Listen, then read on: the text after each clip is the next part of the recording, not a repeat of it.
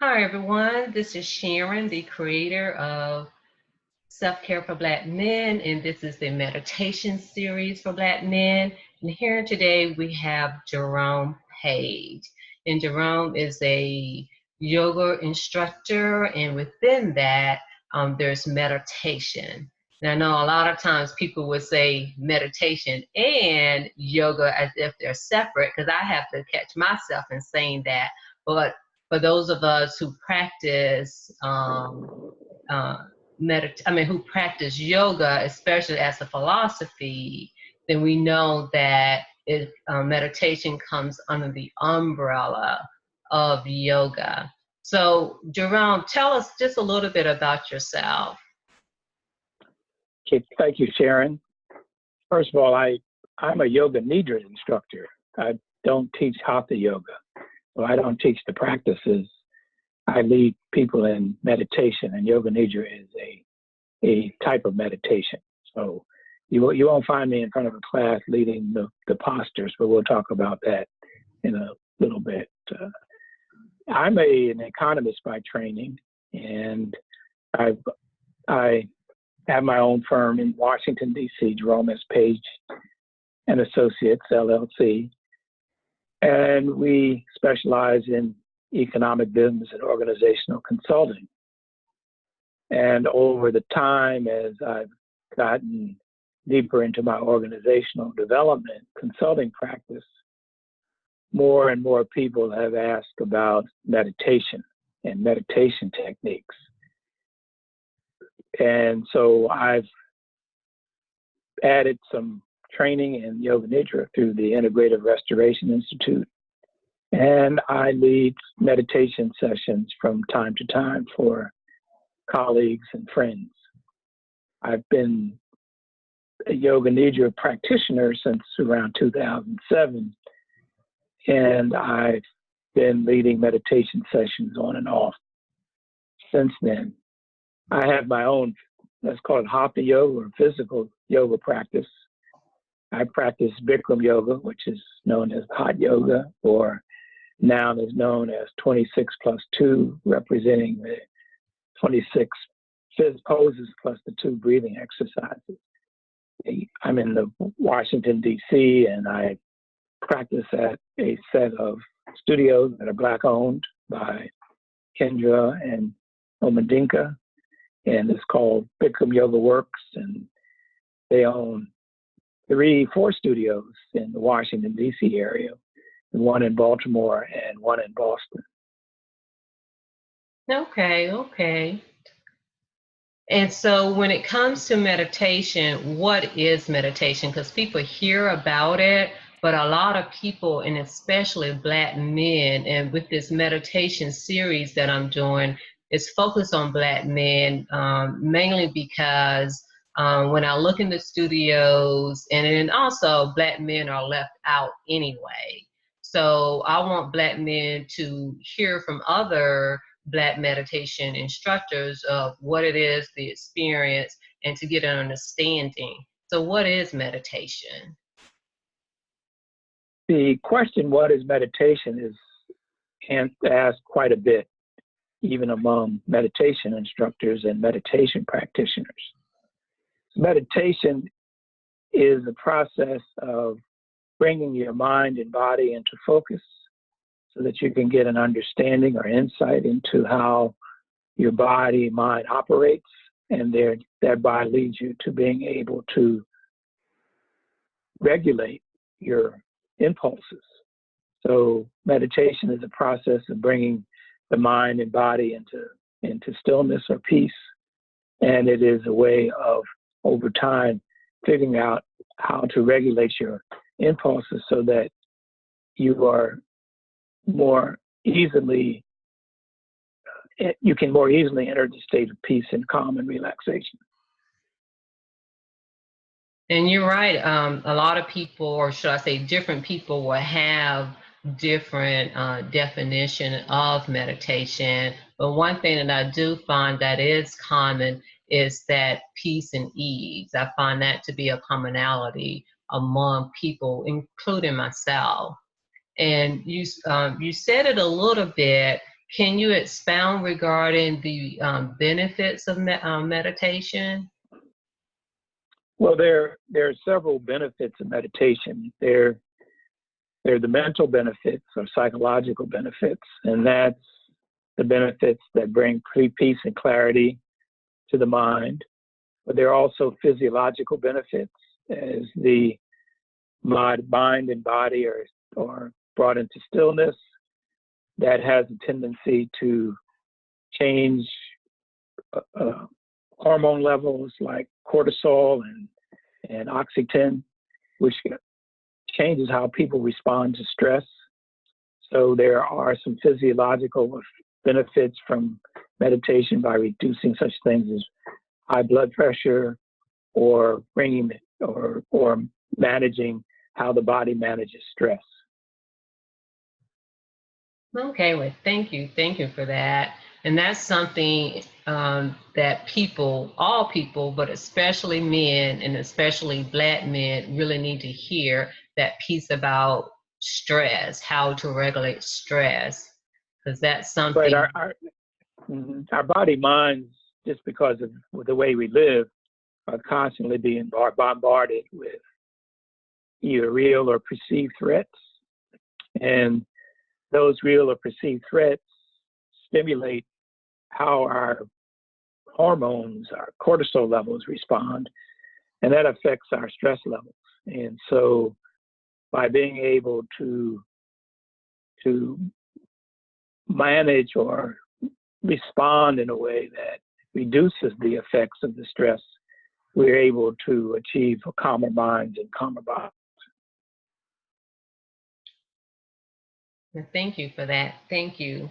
And so when it comes to setting up a meditation practice, how would a person, especially Black men out there, go about setting up a meditation, starting a meditation practice?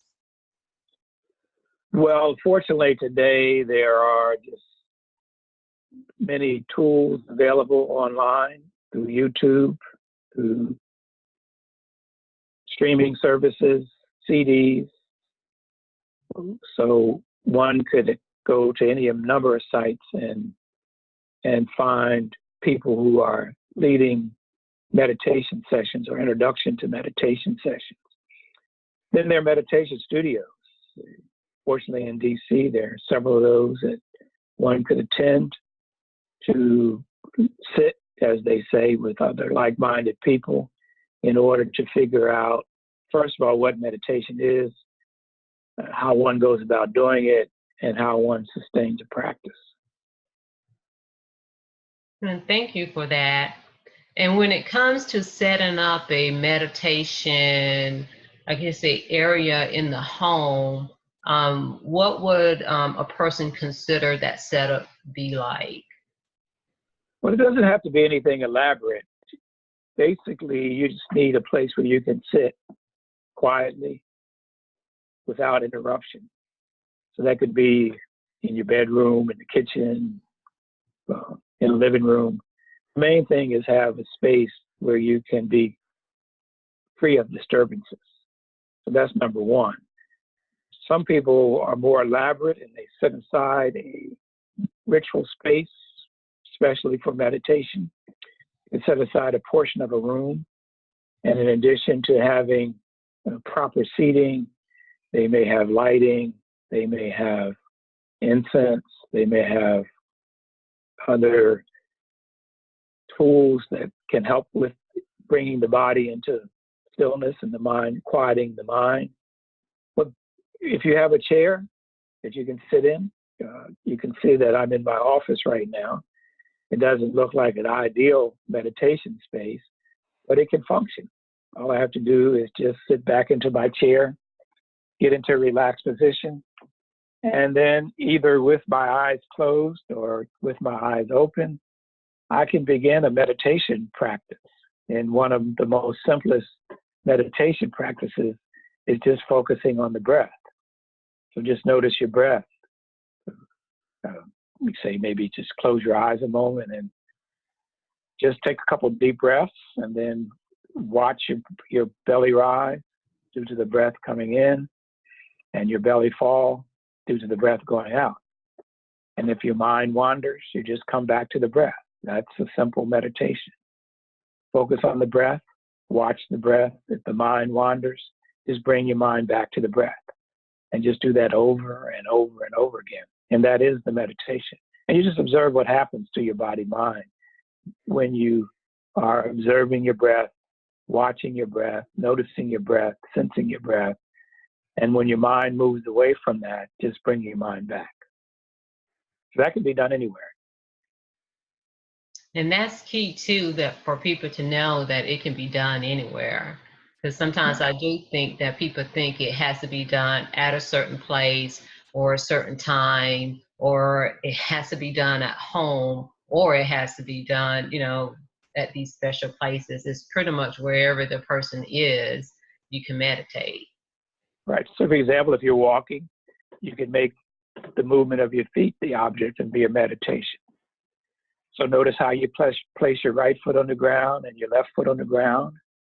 Just keep noticing your movement of your feet. And if your mind wanders, you bring it back to the cadence of your feet. That's what we consider a walking meditation. You could be standing in the checkout line and just sense your body. Just do a quick body check. See where your breath is. See how your breathing is coming and going. And just note that.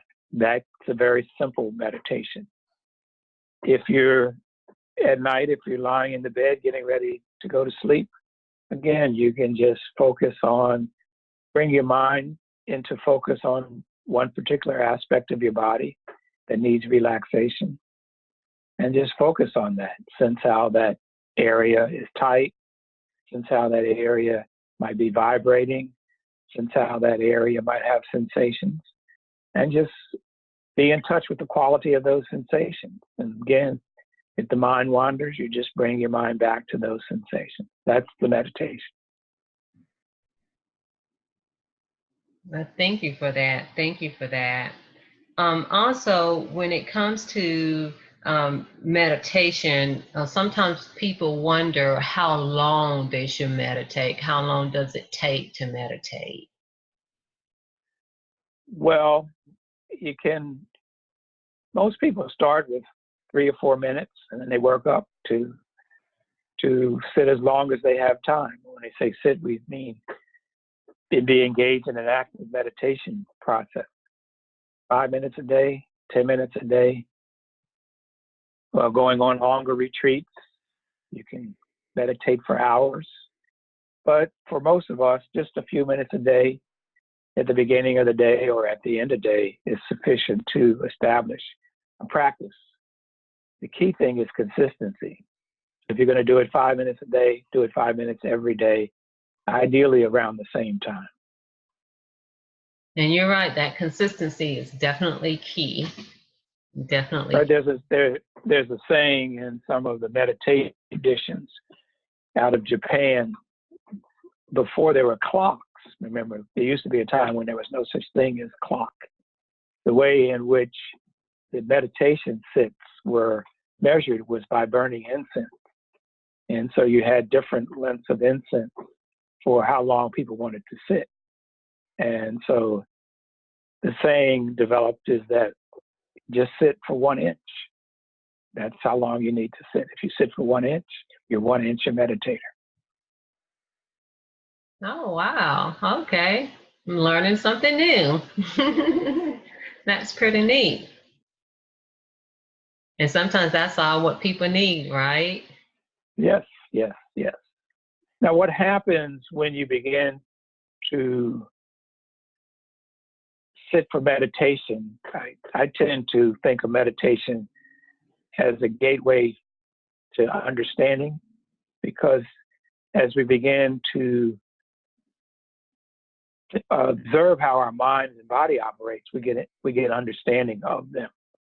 We get to see how they firsthand how they operate. So we get understanding, we get knowledge, because we begin to get insights into not only our bodies and our minds, but we get insights into the world in general. And then the meditation prepares us for action.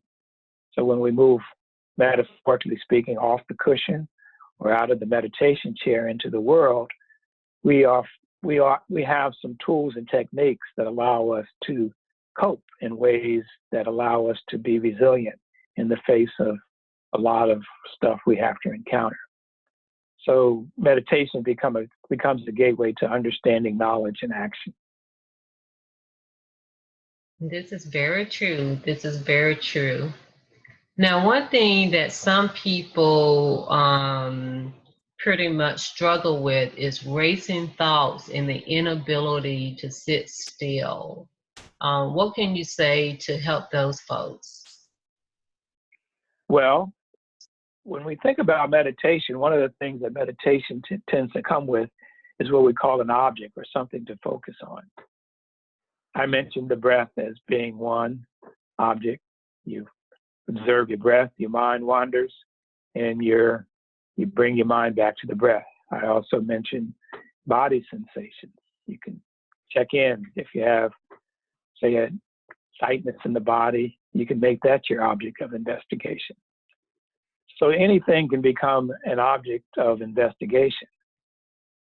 So what I suggest people to do is to make the racing mind an object of meditation. Just notice that your mind races. R-A-C-E-S, not that your mind is racist, but that your mind races. And that becomes your object of meditation. One of the things that I emphasize in my meditation session is to make friends with your mind.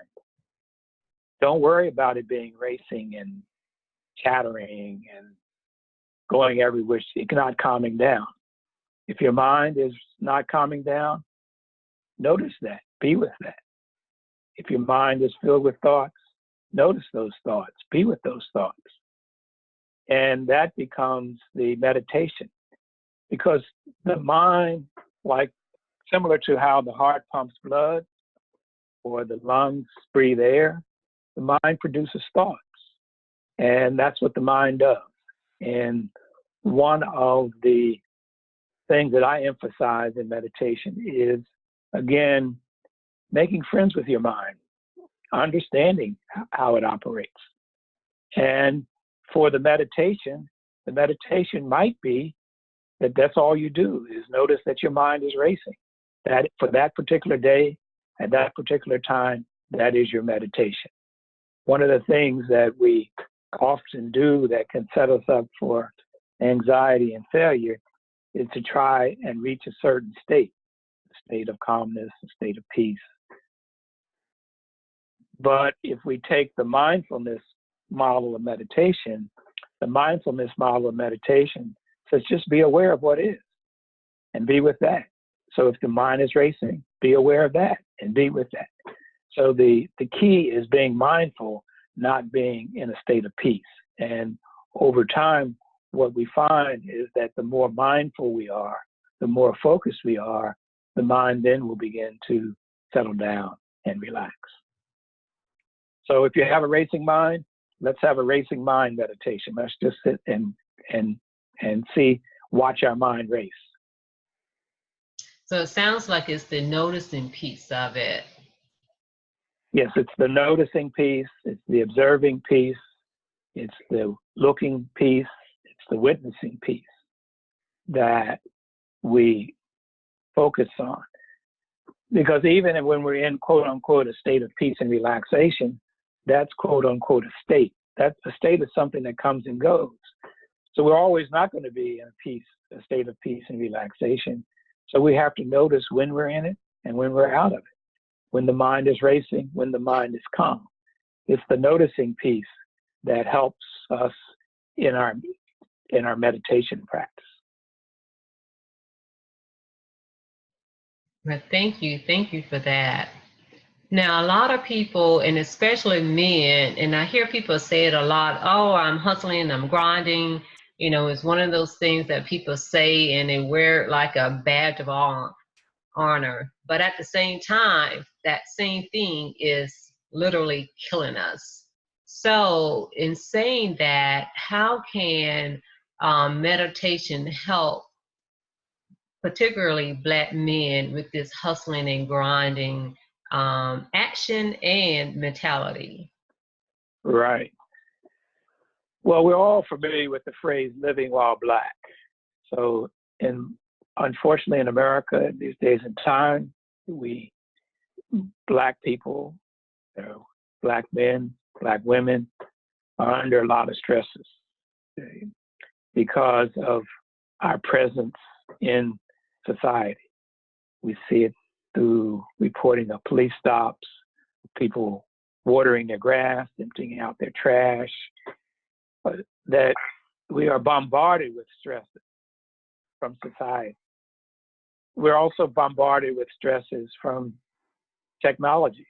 Technology can be useful, like we're now using the technology to share ideas, but technology can also keep us on duty all the time, keep our body and our minds in a state of being active. Also, there are demands for, as you mentioned, for our jobs, is that we always have to be on duty. We all have to be ever present. We have to work hard. These are all important. This is important to do. We definitely need to work hard. But sometimes the mind needs several things. Again, this is something I emphasize in the meditation session. The mind needs variety. The mind needs intensity. The mind needs new experiences. But the mind also needs peace and quiet. So if we're talking about helping our minds or developing a healthy mind, we need practices that keep us engaged, and we also need practices that help us disengage. So a healthy mind requires disengaging from time to time. And what we mean by disengaging is sitting quietly and trying to help the mind release all the stresses, all the things that keep it active and agitated. And so we want to go from a state of having an agitated mind and body to a state that is one of a still, quiet mind and body.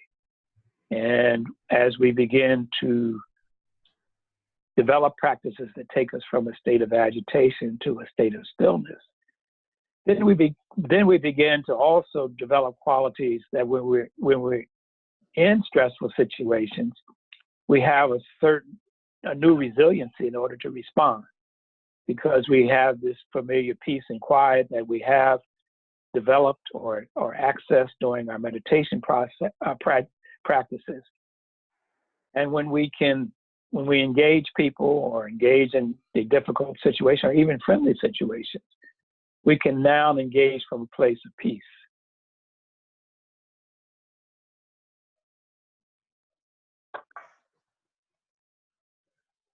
Okay, well, thank you for that. And so for yourself, how has meditation helped you, benefited you?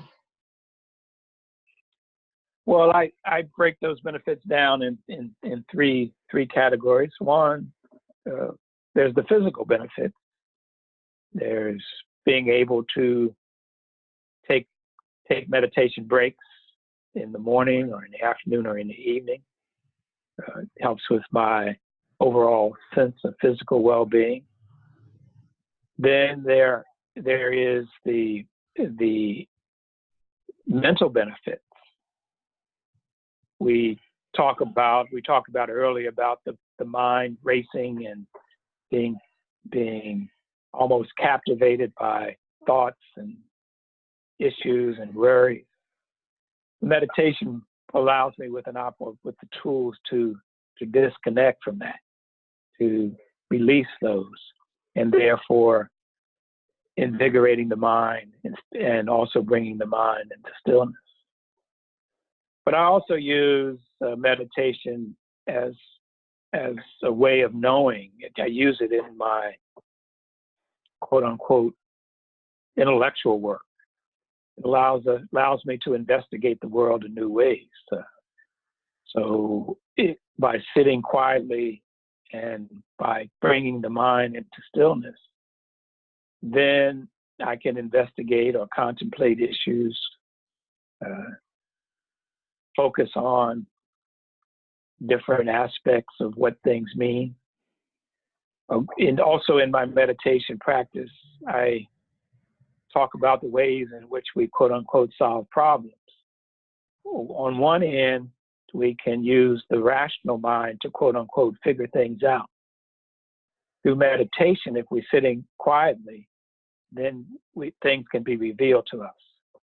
So we have to balance the rational figuring things out with accessing the revelation.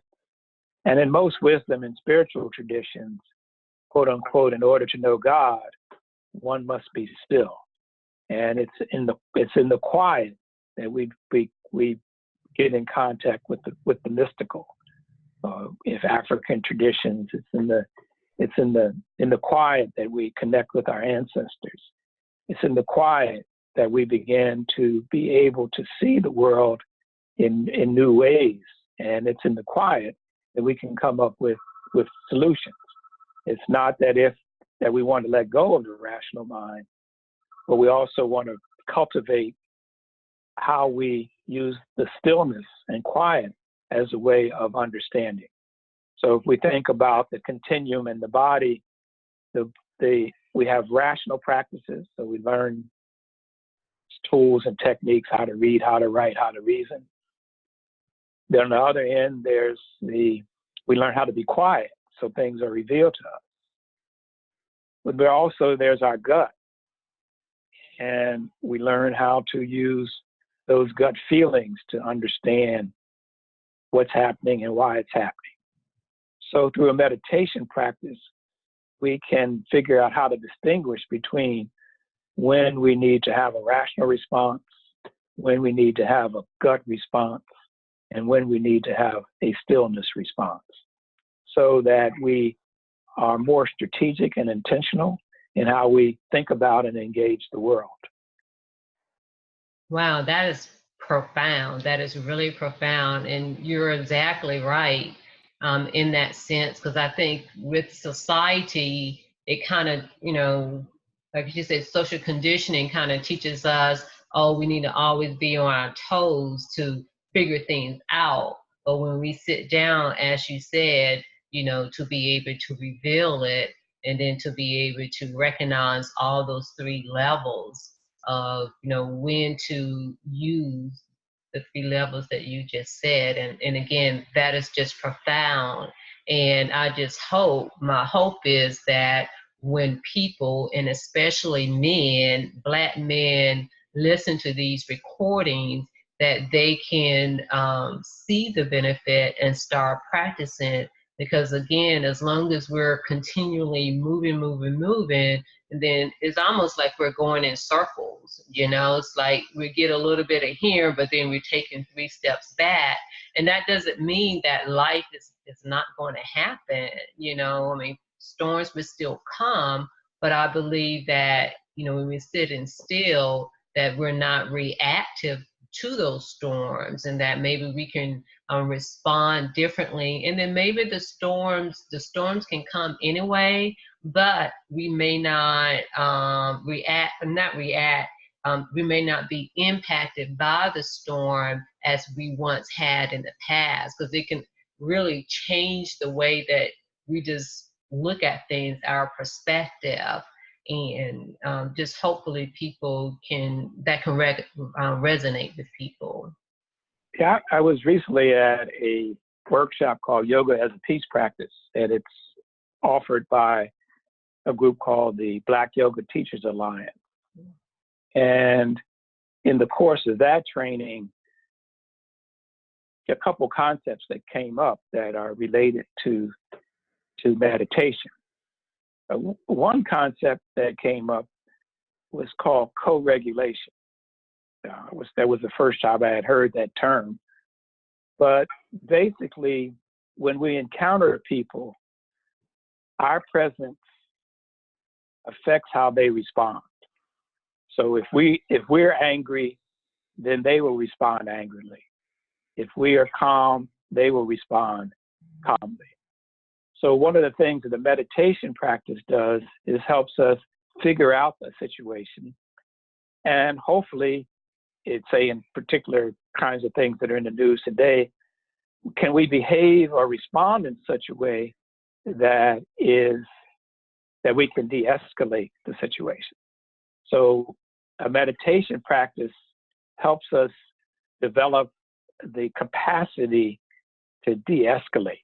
So that's another benefit of meditation. And that doesn't mean that we are not going to protect ourselves. We're not going to go into this nonviolent type of response where we just take a beating. But what we gained is, how can we figure out and regulate the situation? How can my behaviors help move toward a desired outcome that's in my benefit? The other term was called mirroring, and this is also a neuroscience type of approach, is that people mirror our behavior, or let me put it this way, there's certain genes that mirror other genes that when we encounter people. So if we have a peaceful mirroring, then that increases the possibility of peace being in the relationships that we have. And so again, the meditation practice helps us be able to understand, develop the resiliency that when we are in situations, we can co-regulate and we can mirror. The third term that was raised or presented at the workshop was called spiritual activism. Is that many of us are engaged in social justice movements, and one of the things that we suffer from or are prone to in civil actions and in just social justice movements is we have a tendency, or many of us have a tendency, to burn out. And through a meditation practice, we can reduce the possibilities of burning out. And what that does is it fortifies us to even engage more. So a meditation practice is not while it's a retreat in order for self-renewal, self-regeneration, it also is a practice that helps us engage the world more. This is so true, so true, so true. Any last words for Black men who's interested in meditating? Well, I think it's an important tool or practice to have in our workshop and our toolkit. To be whole and complete, we need to have a good diet. We need a good exercise routine. We need to have healthy friends and healthy relationships. We also have to nurture our minds. And one way to nurture our minds is through meditation. And if we have healthy minds, then that can also support having healthy bodies and healthy relationships, and ideally leading to a more healthy and a healthier society. Well, thank you for that. Well, we would like for you to lead us into a brief meditation practice. Okay, well, since I talked about making friends with the mind, let's make this practice a meditation practice on making friends with our minds. So people can sit comfortably in a position where their back is supported, or if they're lying down, they can lie down. Make sure your feet are grounded comfortably on the ground, on the floor, or on carpet. If you're lying down, make sure your feet touch the bed or the floor. And with your eyes open or with your eyes closed, just take a couple deep breaths. If your eyes are open, you can just gaze downward and maybe just keep your eyelids slightly open just so that a certain amount of light can come through, or feel comfortable. If you feel comfortable, just close your eyes. And we'll take about 3 or 4 minutes and just notice where your mind is now. What thoughts are going through your mind? Are you thinking about, how do I do this meditation? Are you thinking about what am I going to learn from this session? Am I thinking, what's thoughts? Is your mind here? Is it thinking about what you're going to do later? So just take a moment and see what's going on in your mind. Just observe it. Investigate it. Notice where the mind is. Where does the mind come from? Where does it go? Is it still or active? Is it agitated or calm? Is it occupied or clear?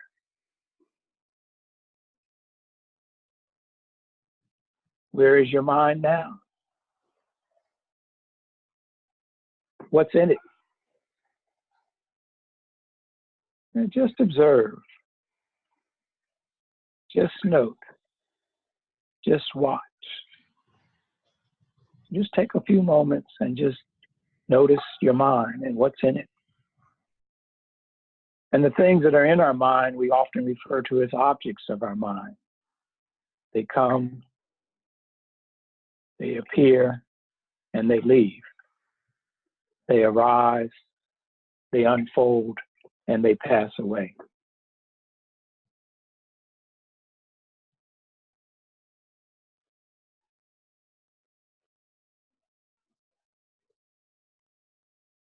Can you give a label or give a name to the things or the mental objects? Are they memories? Are they thoughts? Are there conversations? Are they chatter? Are there images? Questions? Worries? Pleasantries? Sound? Just name what goes on and what's going through your mind now. Or nothing at all.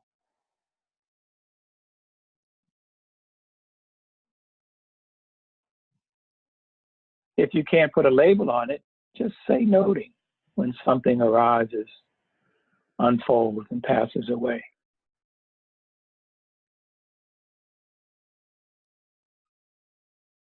Anything that comes into your mind, note and label.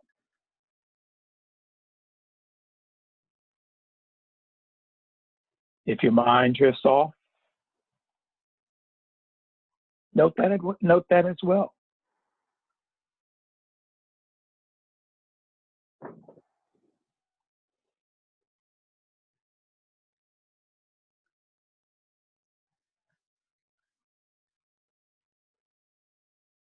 And as you're noting, do you sense any changes in your body and mind? As you name your thoughts, worry, anxiety, stress, discomfort, happiness, are there changes in your body and your mind that come from the noting and the naming?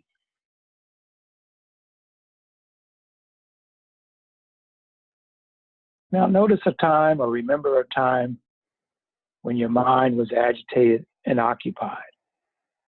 It's as if it was completely taken over by some alien. You had no control over it. There's that song that just wouldn't leave your head. There's that story that just keep going on and on and on and on. It could be a moment of anxiety, or it could be a moment of happiness. So think of a time when your mind was very active.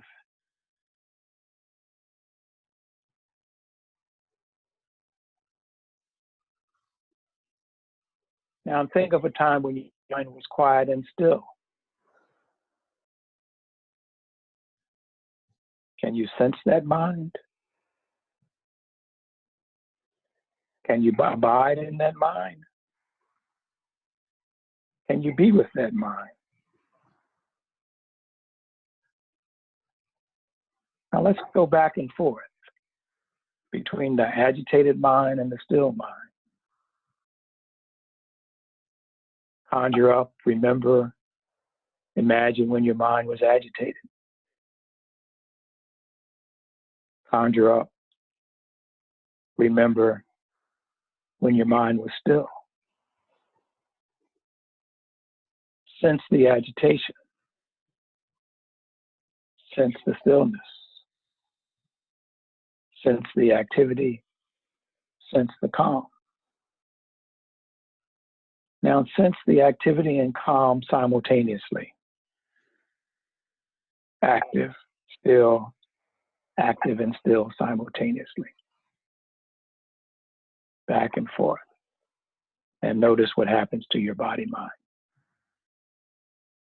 Active, still, active and still simultaneously.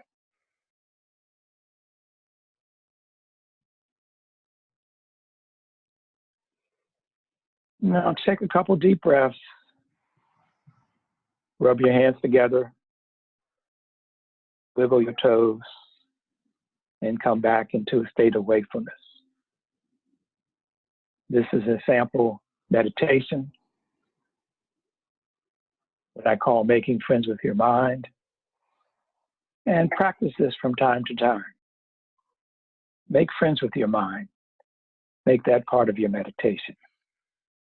Namaste, Ashe.